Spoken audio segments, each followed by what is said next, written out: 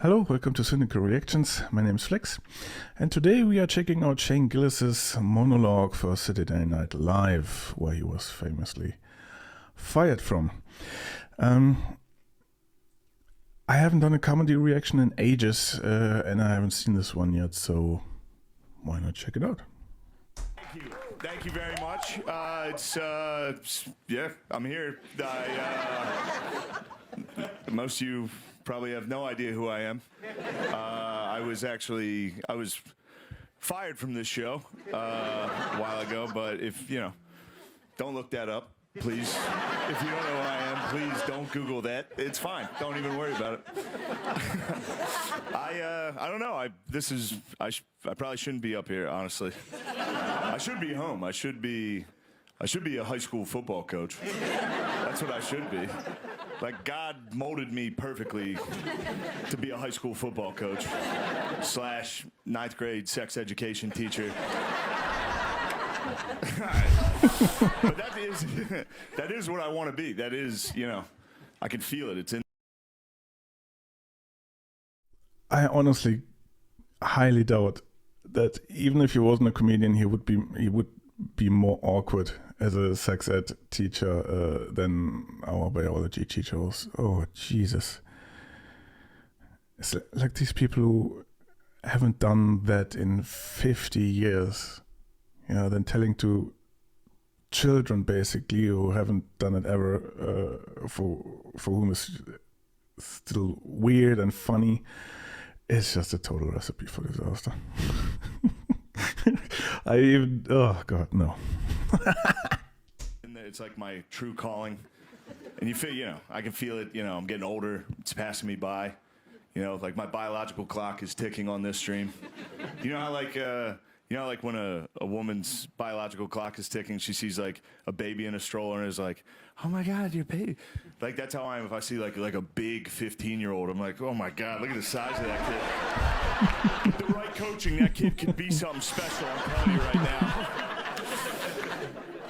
I come from a long line of coaches in my family. My father is actually a volunteer assistant girls high school basketball coach. He's actually here right now. Can you get him on there? Yeah.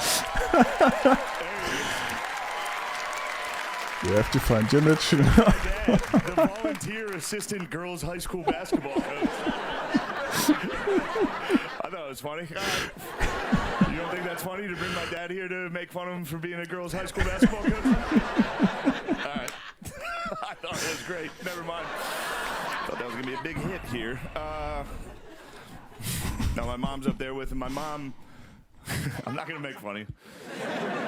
My mom asked me this a lot, and it's kind of an intense question. My mom asked me, she's like, when did we stop being best friends?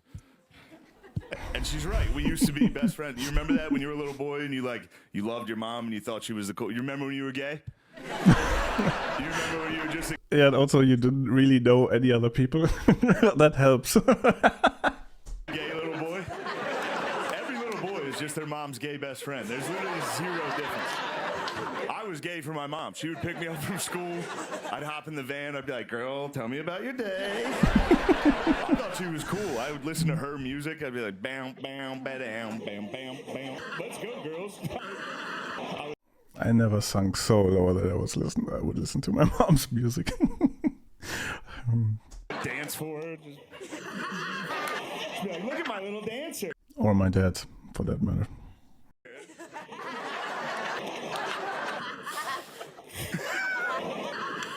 But my mom asked me when we stopped being best friends, and I don't have the heart to tell her because, like most men, I know exactly when me and my mom stopped being friends. It was the first time I whacked off. Oh God.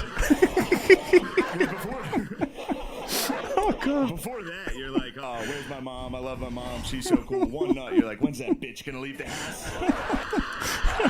So much business to attend to. I need to do that again. I hope I can say those So I heard, a friend told me. words on TV. Anyway, my whole family's here, so I'll talk about them instead of anything else. Talk about my family. I'll tell you this. I don't know if you guys, if you can tell by looking at me, but I do have family members with Down syndrome. It almost got me. I dodged it, but it nicked me. It nicked me. It's funny. It's funny. Look, I don't have any material that can be on TV, all right? I'm trying my best. Also, this place is extremely well lit. I can see everyone not enjoying it.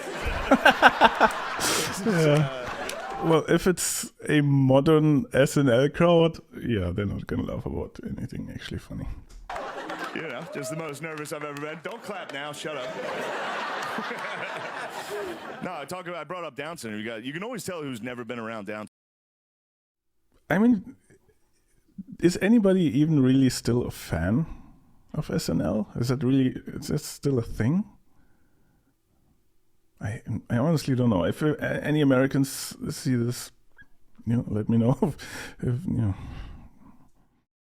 syndrome when you bring it up. Like if I tell people, if I'm like, yeah, I have family members with Down syndrome, people that have never been around it are always like, oh, like it's the end of the world. Like, oh, are they okay? Are they doing? It's like they're doing better than everybody I know. They're the only ones having a good time pretty consistently. Yeah.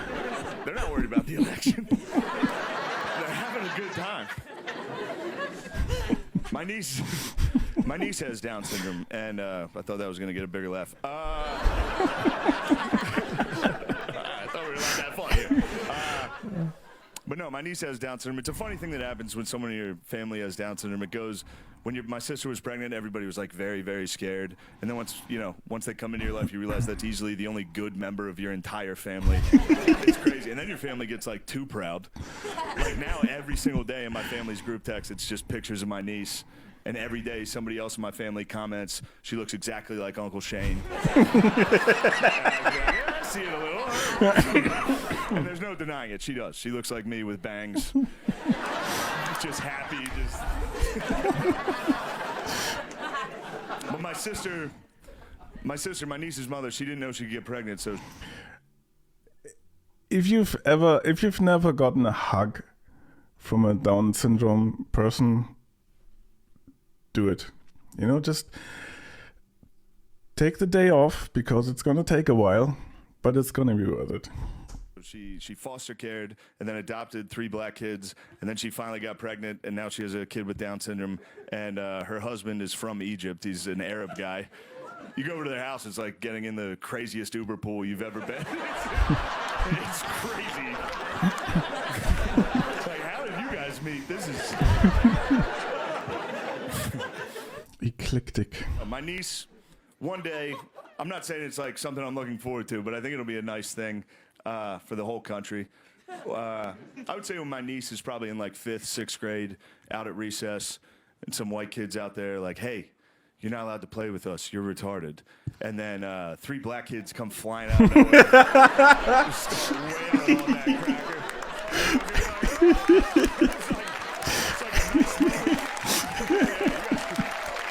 It's like a nice moment. No, my family and I, we opened a coffee shop in my hometown for people with Down syndrome to work at, and it's going. So your own family.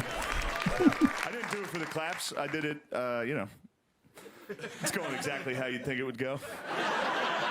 It's doing well, actually. Line around the corner every day. Not because there's like a ton of people going, but service is. We don't know